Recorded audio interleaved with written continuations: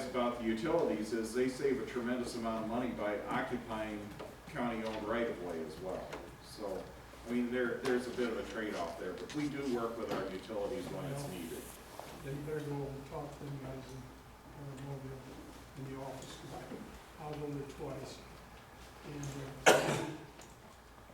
if you're gonna have that open ditch, you're gonna create problems with standing water, and I don't care how you go about it, you're gonna have standing water, habitat, mosquitoes, anything you want to know, and you'll have it, and you'll put that all in harm's way. And these poor people around Lake, Mr. Lake Goodbye.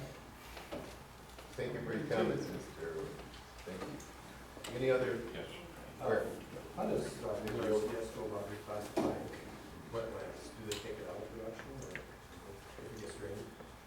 Yeah, a wetland is only impacted if the drainage basically is provided to that given area. You could avoid it, not basically limit the drainage to that wetland to the same as what it has today, or you can mitigate for it. You can basically buy land or go through a wetland bank and pay to have wetland mitigated for the property that you're draining. So if it's not a wetland today, it won't be tomorrow because of that? No. Okay. The classification is based upon the conditions of that land basically since 1985, December 23rd, 1985. Was the gentleman in the back there that wanted to speak? Would you give me your name, please? My family and I own a piece of property up on Mr. Hollenbeck. And as slow as that water runs off, I'm sure there's no sediment showing up in the lake from that area. It takes forever for it to move. And I'm in favor of doing something. And I think, and what question I want to ask, does the drainage district have an option of right-of-way for the existing tube that's wide enough to put the next one in without a fee? Do we have access or the ground available to put the second tube in? The district under drainage law is deemed to have access for the repair and improvement to a tile system. However, they would have to basically provide damages to basically the property owners for basically doing the installation and loss of crop production over top of that tile system. But the district does not actually buy legal plat or by a written right-of-way, actually own a physical right-of-way along that tile system like you do along an open ditch. They, however, are deemed to have access for the upkeep and maintenance of it, but they have to pay for damages on the sites. That's fair enough. But I didn't know if you knew they had access to these people's land that the tile might exist in. And if you're gonna dig next to it, put another one in, it's gonna cost you something. Is that included in the fee? We have estimated damages for basically on the surface for that. No, I'm in favor of doing something, and the tube sounds reasonable to me. You like the option of an improved, tile improvement? Yes. What did you say your name was, sir? Charles Orton. Okay, thank you. Randy Beck, and I'm a landowner, and I look at we have an aging system, we're constantly putting money into it. I think it's time to invest and get a new system out there. Thank you. Yes, sir. Yeah, Denny Briette, landowner, and I have some ground there that has water standing on it for 3 weeks or longer, many times. And I filled that survey out, and I'm in favor of the open ditch. Okay.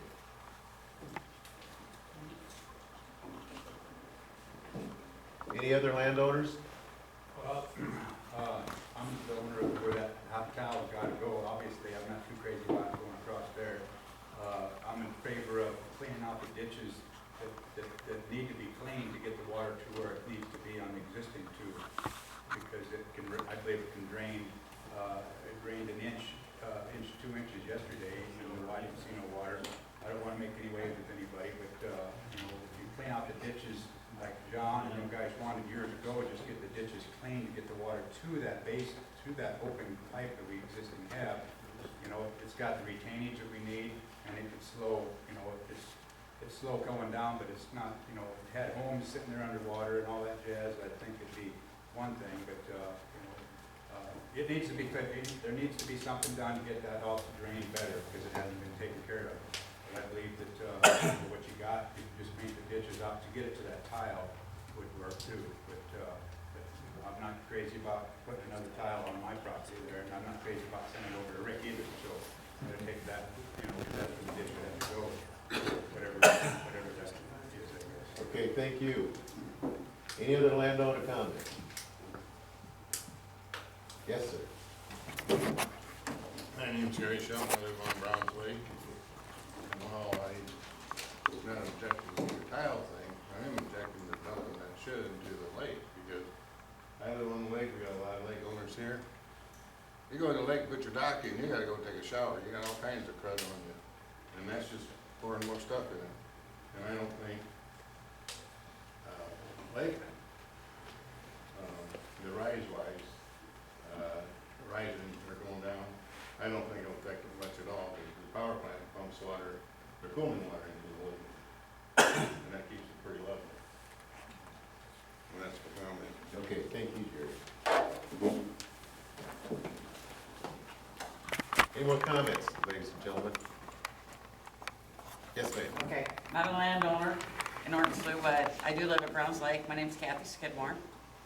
I'm all for working towards a good solution for the farmers so that they have their drainage. I am totally opposed to seeing an open ditch. I don't want Browns Lake to turn into another Silver Lake, and we all know what happened there with their open ditch system. You're not only hurting the Browns Lake residents if you do this, and I mean, I agree. I mean, you go put your dock in, or you try to step in off your dock to go swim, and you're up to your knees in mud and goo. But we're hurting all of Siouxland, because this lake is not just used by Browns Lake people. It's people from Bronson, Slough, Ottawa, Sergeant Bluff, Sioux City, without even trying. And I stopped it when we were going to have that first meeting. We just did like a 2-day thing on a petition, which I sent to you guys. And just a couple of days, when we stopped it, we had 212 signatures. And you look at those signatures, and they're not just Browns Lake, and they're not just Salix people. So I'm all for solving the problem, but I want to make sure you have the right solution. I mean, I've looked at Iowa State sites, the research they've done. I listened to Mr. Patterson on what he said tonight. He makes a hell of a lot of sense. So it's finding the right solution. The other thing I think you're finding, it takes like 2 seconds on the internet to find out. The other thing you're going to hit is, I mean, we're talking about all this industrial growth, economic growth, fantastic. But take a look at some of the top considerations these companies make when they come into the area. One of those is recreation. How many lakes do you see around here these people can enjoy? So I think we need to find a solution, but I've only seen to keep seeing the same solutions being offered to these guys. I don't see a new idea. Thank you. Appreciate your comments. All right, any other Browns Lake, yes, sir. Tim Skidmore, I live on Browns Lake. As far as I'm concerned, we'll take all the water they can give Browns Lake, but it has to be controlled flow, because then we'll get the clean water. Our lake needs to be dredged. Okay, this started back 1912, and it's an impaired lake. That means the lake is dirty. The water is dirty. And we're on the list, and we have been for a few years. One solution would be to dredge it, clean the water up. Who's going to pay for it? The water districts? She's right. There's other solutions out there. Rick isn't saying everything he says is absolutely gonna work. He's just asking for people to look at those options.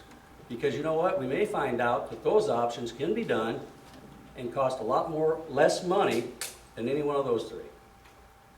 We want what's good for the farmers and for that lake.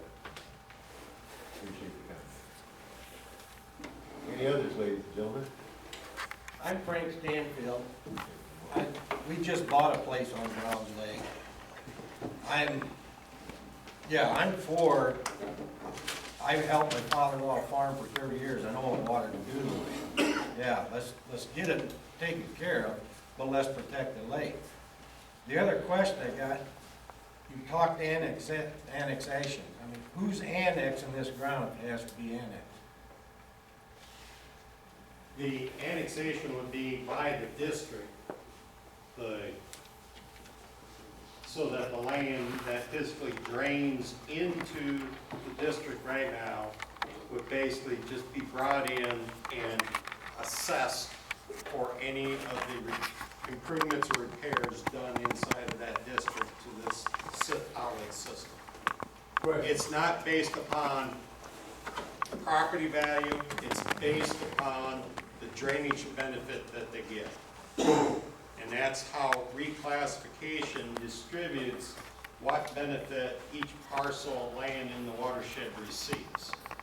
The current assessment schedule was developed back in 1912 and has not been changed since 1912. So the, There's some ground added though. excuse me? There's been ground added since 1912. When IDP had a farm added out there and where design homes was at, that was, part of that was added there. There was an annexation at that time. We did not find that of record. Well, Virtue from Ottawa did the investigation on how many acres were added, but he said, no, that won't affect anything. You're right.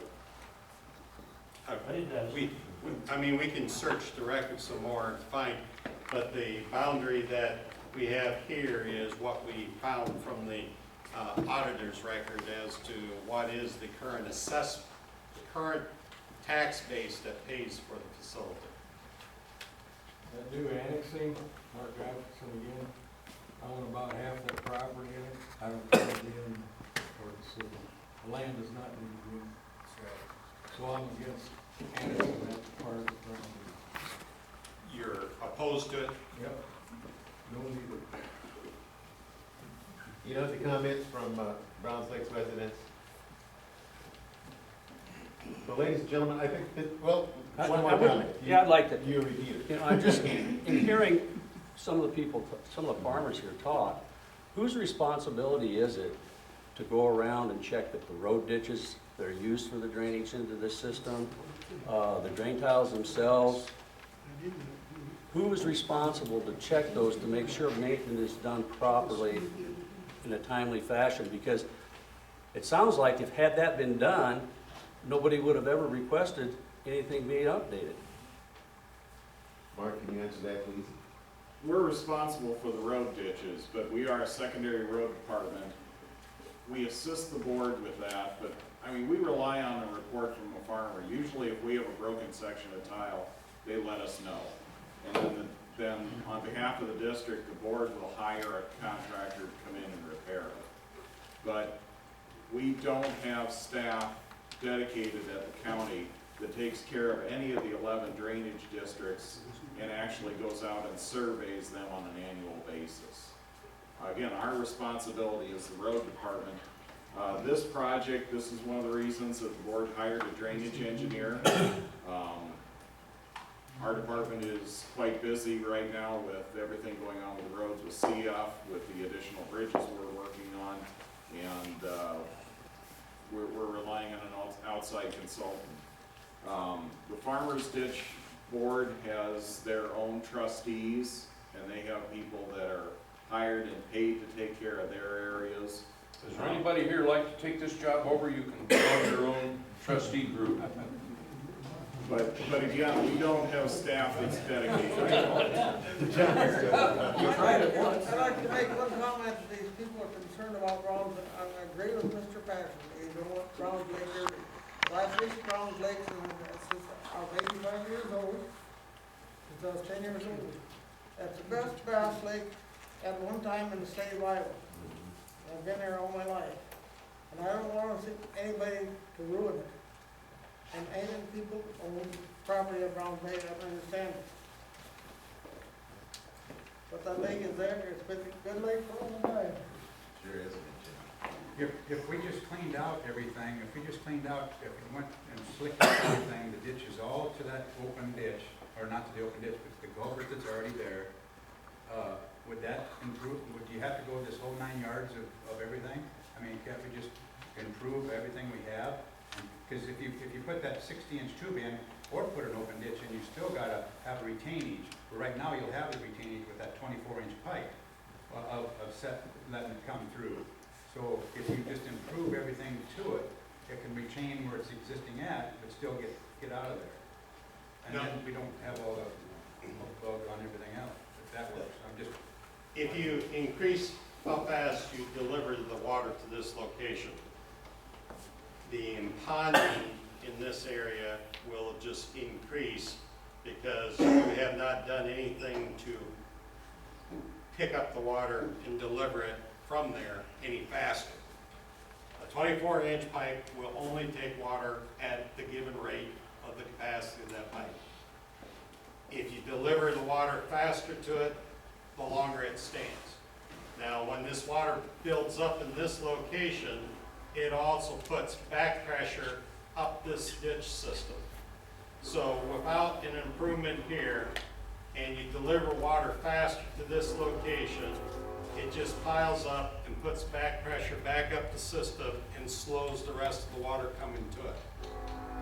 An outlet has to be improved from the complete outlet on up to increase the flowing capacity of that outlet. That ditch stood water for over